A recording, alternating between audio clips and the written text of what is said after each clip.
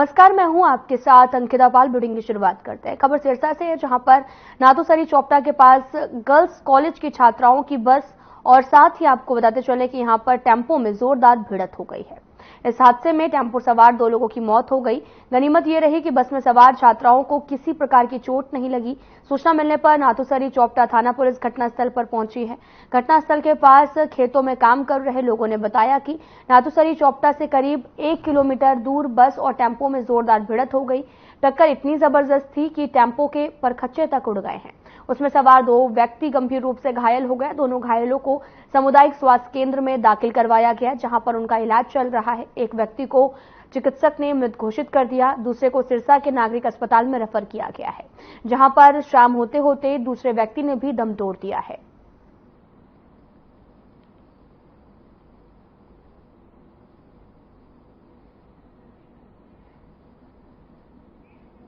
आपको बताते चलें कि नाथूसरी चौपटा के पास बड़ा सड़क हादसा हो गया है और जिसके बाद छात्राओं की बस और टेम्पो में भीषण टक्कर हो गई। टेम्पो सवार 2 लोगों की मौत की खबर भी सामने आई और साथ ही बस में सवार 15 छात्राएं सुरक्षित बताई जा रही हैं। पूरा मामला नाथूसरी चौपटा के पास का है, जहां पर गर्ल्स कॉलेज की बस और टेम्पो में भीषण टक्कर हो गई है। बस में सवार 15 छात्राएं जो हैं वो सुरक्षित हैं और साथ ही 2 लोगों की मौत की खबर भी जो है वो सामने आई है। पूरा मामला सिरसा का बताया जा रहा है। सिरसा के नाथूसरी चौपटा के पास ये बड़ा हादसा हुआ है।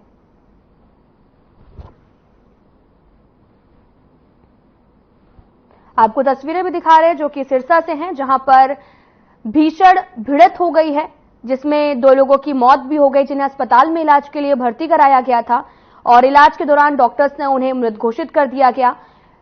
और वहीं आपको ये भी बताते चले कि गर्ल्स कॉलेज की बस और टेम्पो में भीषण भिड़ंत हो गई है। बस में सवार 15 छात्राएं सुरक्षित भी हैं। आपको तस्वीरें दिखा रहे हैं जहां पर बस और टेम्पो की भीषण भिड़ंत हुई है। आपको बताते चले कि खबर पंचकुला से है, जहां पर सीएम नायब सिंह सैनी ने 3400 करोड़ की लागत की 600 परियोजनाओं का तोहफा दिया है, जिसमें 220 परियोजनाओं का उद्घाटन किया गया, जबकि 380 परियोजनाओं का शिलान्यास किया गया।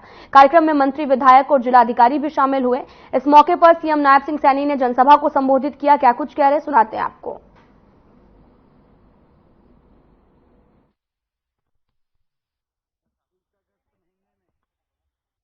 लगभग 35,000 युवाओं को और नियुक्ति पत्र हमारा देने का लक्ष्य है और लगातार ये सरकार ट्रांसपेरेंसी आधार के ऊपर नौकरियां दे रही है। मुझे खुशी है, आज हरियाणा प्रदेश के अंदर 1,45,000 से ज़्यादा इन पिछले 10 वर्षों में हमारी सरकार ने नौकरियां देने का काम किया है। जो लोग हिसाब मांग रहे हैं, मैं उन लोगों को बताना चाहता हूं कि वो हरियाणा प्रदेश की जनता को अपने पिछले 10 वर्षों का हिसाब देने का काम करें। वो युवाओं को हिसाब दें कि आपकी सरकार में पिछले 10 वर्षों में किस प्रकार से नौकरियां लगी, उसका हिसाब देने का काम करें।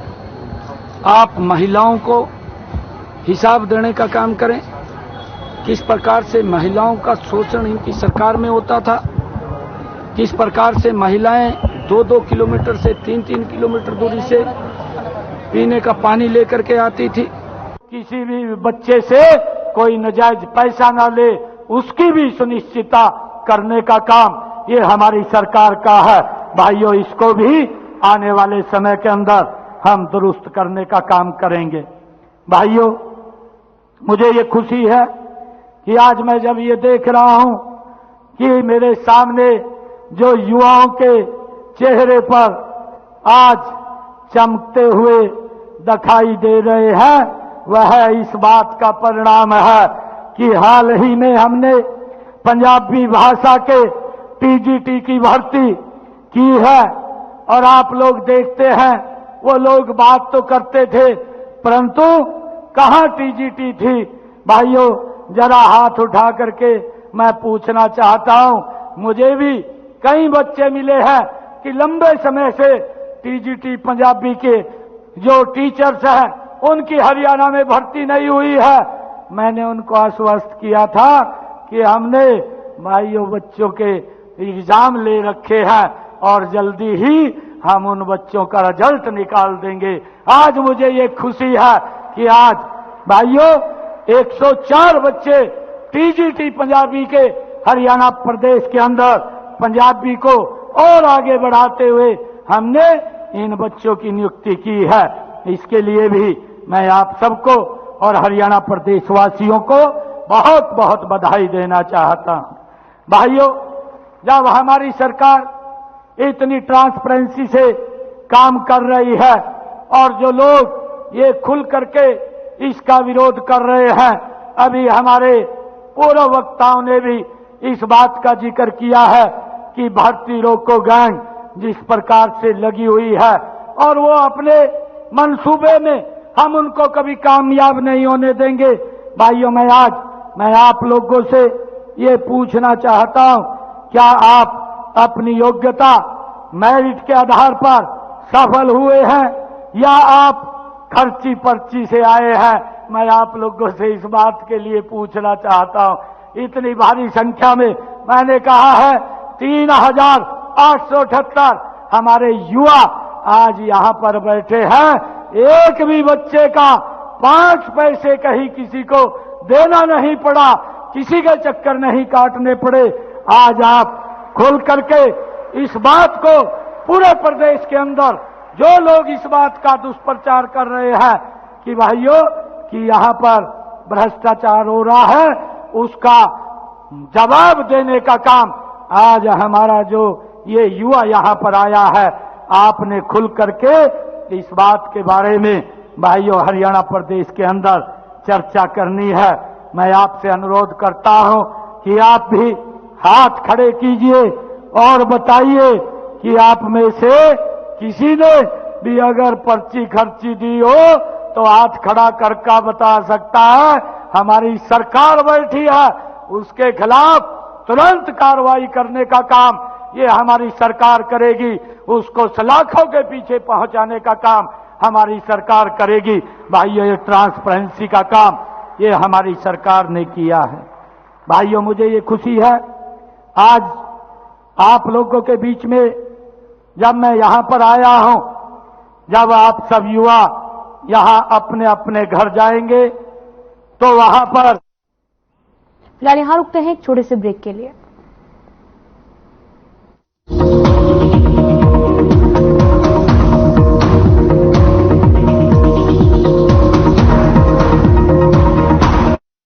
काजल डोरे मैं तो तन 4 बोतल बिके कोनी पर आन जान का खर्चा और भुगतो।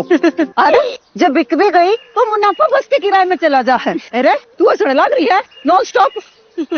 अरे जीजी, जब हाथ में हो हैप्पी कार्ड तो बस का किराया क्यों लगेगा?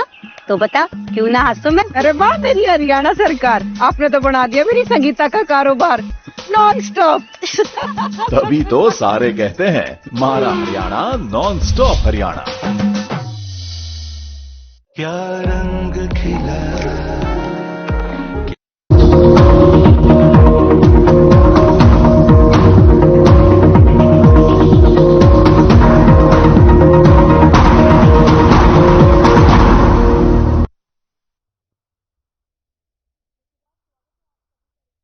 खबरों की तरफ। नूंह के सामुदायिक स्वास्थ्य केंद्र में पिछले 19 दिनों से एनएचएम के कर्मचारी हड़ताल पर बैठे हैं। इस दौरान एनएचएम के कर्मचारियों ने हाथों में कटोरा लेकर दुकान दुकान जाकर लोगों से भीख मांगी है। लोगों से भीख मांग रहे एनएचएम के कर्मचारियों ने कहा कि हड़ताल का 19वां दिन है। पूरे प्रदेश के कर्मचारियों ने फैसला लिया है कि लोगों के सामने भीख मांगकर सरकार को चिताने का काम करेंगे।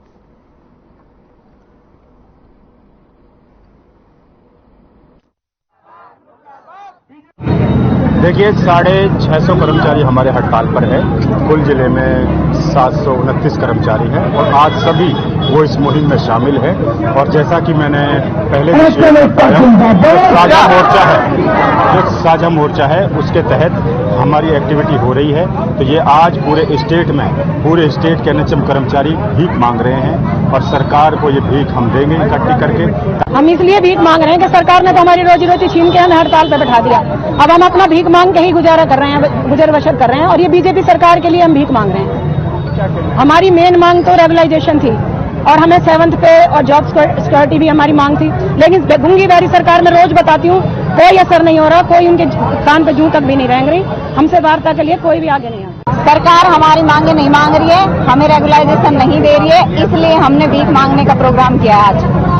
कितने दिनों से हड़ताल कर रहे हैं? आज हम 19 दिन हो गए हमें हड़ताल पे बैठे हुए हैं, फिर भी सरकार हमारी कोई भी बातें नहीं सुन रही है। क्या चाहते हो? हम चाहते हैं कि हमें रेगुलाइजेशन किया जाए, हमें जॉब सिक्योरिटी दी जाए, हमें 7th पे दिया जाए।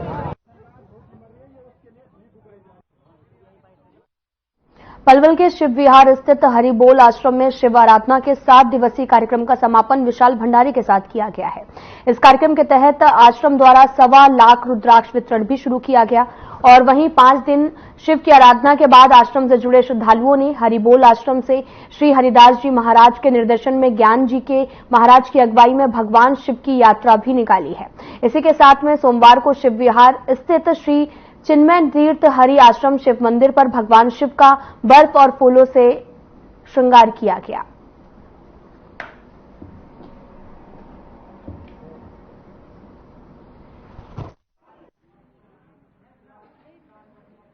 यही सावन का लास्ट सोमवार है, इसके उपलक्ष्य में किया गया है। क्या इससे पहले जो 3 दिवसीय कार्यक्रम रहा वो क्या रहा? इसमें जी पहले सब हमने शिव परिवार का बारात निकाली थी और इसके बाद हमने अपने शिव परिवार जी के अपने भोले जी का श्रृंगार किया था बर्फ से और 1.25 लाख रुद्राक्ष वितरण किए थे। हमारे मूल जगत स्वामी हरिदास जी महाराज की कृपा से पहले 5 दिन भोले शंकर भगवान की आराधना पूजा तथा आदि हुई। उसके पश्चात भगवान शंकर का रथ निकाला गया। उसके पश्चात भगवान का भव्य बंगला लगा और फिर उसके बाद आज भंडारा आदि करवा करके यह कार्यक्रम को यहाँ पूर्ण किया जा रहा है और जो भी हमारा संकल्प था 1.25 लाख रुद्राक्ष वितरण का वह पूर्ण किया जाएगा आज। ये सावन मास के उपलक्ष्य में रखा गया था। भोले बाबा की कथा रखी गई थी, 5 दिन की कथा थी। उसमें निःशुल्क रुद्राक्ष बटे थे 1.25 लाख और फिर 3 दिन का प्रोग्राम था। पहले एक दिन तो भोले बाबा की रथ यात्रा निकली थी और दूसरे दिन बंगला सबकी सेवा हुई थी और तीसरे दिन भंडारा, पहले हवन हुआ था फिर भंडारा चालू हुआ। तो ये सावन मास के माध्यम के उसमें रखा गया था ये प्रोग्राम। हर सोमवार को अभिषेक होता है, शाम को 5 बजे से 2 बजे तक अभिषेक होता है। श्रद्धालु आते हैं उसमें स्पेशल भी होता है, आज सब मिलकर करते हैं और शाम को कीर्तन भी होता है। 8 दिन का 5 दिन कथा, जिसमें 5 दिन कथा थी और 3 दिन वैसा प्रोग्राम। ये श्रावण मास में हर बार जो लास्ट सोमवार पड़ता है, अब की बार थोड़ी एक सोमवार पहले लिया है क्योंकि रक्षाबंधन पड़ रही है, तो लास्ट सोमवार को पूरा मंदिर को भगवान शिव के उपलक्ष्य में, सावन के उपलक्ष्य में सजाया जाता है। भव्य मंगला आयोजन होता है। उससे पहले 7 दिन कथा चलती है और 7 दिन कथा के बाद में फिर 1 दिन की रथ यात्रा या पालकी यात्रा भगवान शिव की पूरा सब भ्रमण करके सब नाचते गाते हुए निकालते हैं और उसके उपलक्ष्य में अगले दिन बंगला होकर के उससे अगले दिन आज भंडारा होगा। ठाकुर जी का प्रभु का प्रसाद है सभी भक्तों के लिए। और इस बार नारायण महाराज की इच्छा थी, गुरु जी का आदेश था, तो 1.25 लाख रुद्राक्षों का भी वितरण किया गया है, जो यहाँ हमने तकरीबन 4 दिन पहले से शुरू कर दिया था और डेली लगातार बढ़ रहा है, अभी भी वितरण हो रहा है। प्रधानमंत्री नरेंद्र मोदी के आह्वान पर हर घर तिरंगा घर घर तिरंगा को लेकर प्रदेश भर में तिरंगा यात्रा निकाली जा रही है। इसी को लेकर करनाल में सीएम नायब सिंह सैनी और साथ ही तिरंगा यात्रा में शामिल हुए और तिरंगा यात्रा के दौरान भारी जनसैलाब भी देखने को मिला है।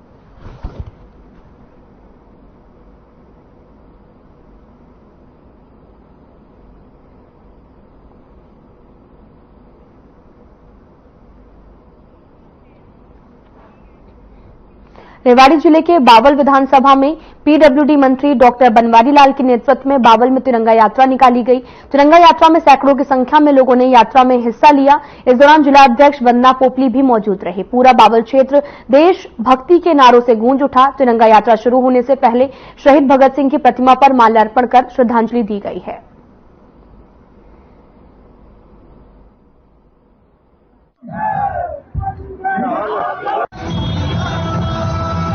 हर घर तिरंगा जो प्रोग्राम शुरू किया हुआ है, उसके तहत आज बावली विधानसभा क्षेत्र में भी हमने तिरंगा यात्रा निकाली।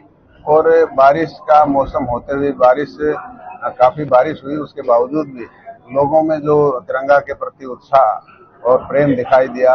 और जो हमारा मकसद है कि जो हमारी तिरंगा है, हमारी देश की आन बान और शान है, इसका मान सम्मान करना हम सबका फर्ज है।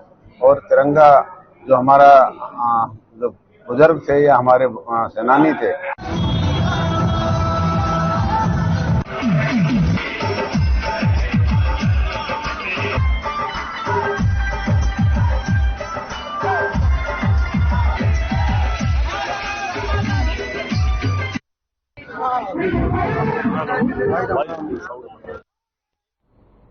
अंबाला कैंट में तिरंगा यात्रा का आयोजन किया गया, जिसमें हरियाणा के पूर्व गृह मंत्री अनिल विज ने शिरकत की है। और साथ ही इस तिरंगा यात्रा में आपको बताते चलें कि भारी संख्या में स्थानीय लोगों ने भी हिस्सा लिया। यात्रा के दौरान अनिल विज देशभक्ति गीतों पर नाचते नजर आए। विज ने लोगों से अपील करते हुए कहा कि लोग तिरंगा यात्रा में शामिल हों।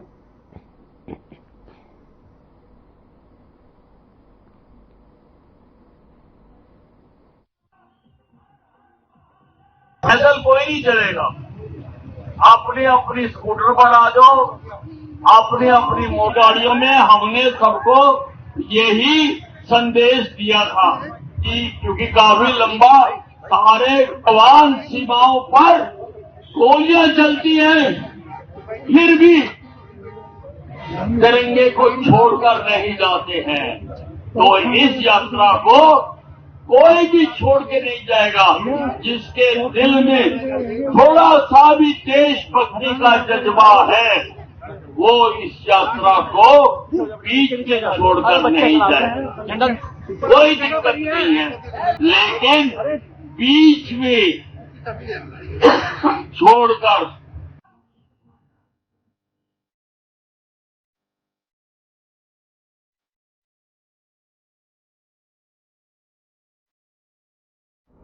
फिलहाल यहां रुकते हैं एक छोटे से ब्रेक के लिए।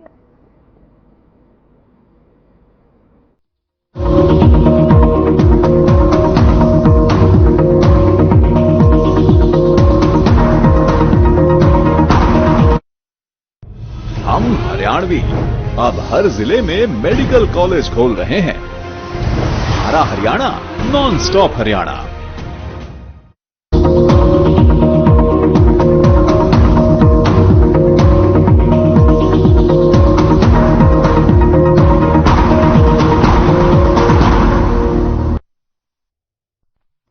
ब्रेक के बाद स्वागत है आप सभी का। रुख करते हैं खबरों की तरफ। रेवाड़ी में कैबिनेट मंत्री डॉक्टर बनवारी लाल ने कहा कि सरकार लगातार जनहित के फैसले को लेकर जनता को फायदा पहुंचा रही है। सीएम सैनी की घोषणा को विपक्ष के छलावा बताने पर डॉक्टर बनवारी लाल ने कहा कि जो घोषणा सीएम कर रहे हैं उससे पहले कैबिनेट में पास करा रहे हैं। सीएम नायब सिंह सैनी ने पंचकुला से कई परियोजनाओं की प्रदेश को सौगात दी है।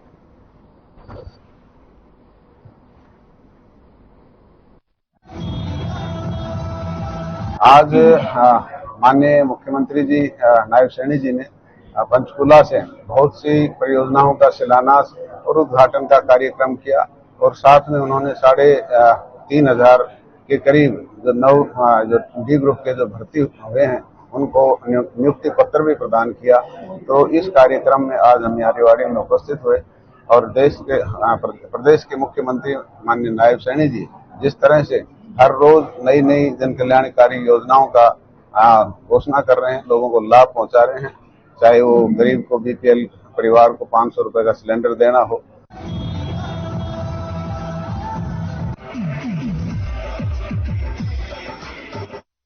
हरियाणा के पूर्व गृह मंत्री अनिल विज ने आपको बताते चले कि दिल्ली दौरे को लेकर बयान सामने आया। विज ने कहा कि उनका दिल्ली दौरे पर कम ही आना जाना होता है।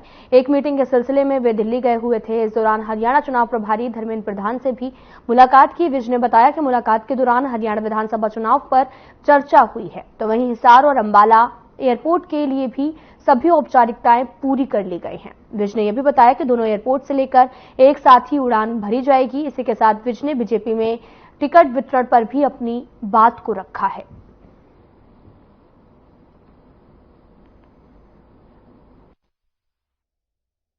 नहीं देखिए, दिल्ली तो मेरी जो पब्लिक अंडरटेकिंग कमेटी है उसकी मीटिंग थी, उसी के नाते मैं गया हूँ। वैसे तो मैं दिल्ली बहुत कम जाता हूँ। मैं पिछले साल में मुश्किल से 10 या 12 बार दिल्ली गया हूँ और मैं ही एक ऐसा व्यक्ति हूँ जो दिल्ली सबसे कम जाता हूँ। लोग तो एक हफ्ते में 2-2 चक्कर लगा आते हैं, मैं बहुत कम जाता हूँ। और जब जाते हैं तो देखते हैं कि कोई नेता अगर अवेलेबल है उससे मिल आते हैं। तो इस बार धर्मेंद्र प्रधान जी से मेरी बातचीत हुई और जब बैठते हैं तो राजनीतिक बात तो होती है और चुनाव सिर के ऊपर है, चुनाव की बात भी स्वाभाविक है।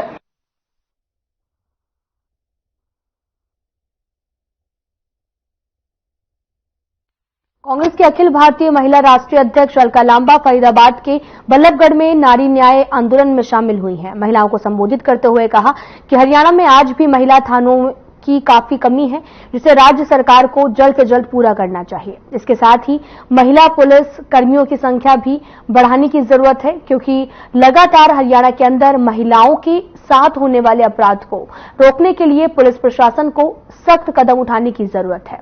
इसके साथ ही केंद्र सरकार की तरफ से पेश किए गए बजट को लेकर भी उन्होंने केंद्र सरकार पर सवाल उठाते हुए कहा कि महिलाओं के लिए अलग से कोई ऐसा फायदा है इस बजट में नहीं दिख रहा है।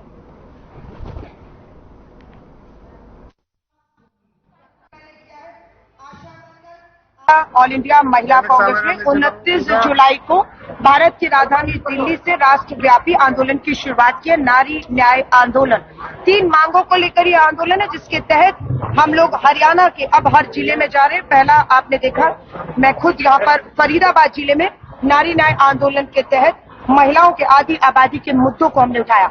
सबसे बड़ी बात है कि 33% महिला आरक्षण कानून पास हो गया है, लागू नहीं किया गया, ये धोखा है। अगर लागू होता तो हरियाणा के इन्हीं विधानसभा चुनाव में हमारी बहनें आरक्षित सीटों से लड़ती, जीतती और सदन तक पहुंचती, और उनके साथ भाजपा ने ये धोखा किया है।